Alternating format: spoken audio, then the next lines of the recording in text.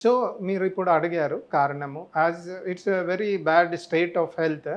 చిన్న పిల్లలు కూడా spine health or mobility issues తోటి బాధపడుతున్నారు. అవును. So as a responsible health care providers we take this platform to educate them. Hmm. First కారణాలు ఏమని చూస్తే స్పైన్‌కి కారణాలు స్పైనే ఒక నిమోనిక్ అమ్మ.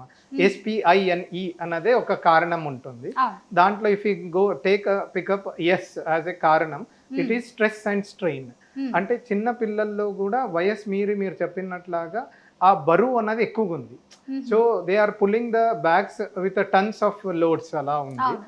సెకండ్ స్ట్రెస్ అన్నది ఫ్యాక్టర్. మేము ఓన్లీ పెద్దవాళ్ళలో కాదు, పిల్లలు కూడా ఈ కాంపిటీషన్ ఎరాలో కంపారిజను హ్మ్. ఏదో instead of enjoying the play and all they are very prone for stress.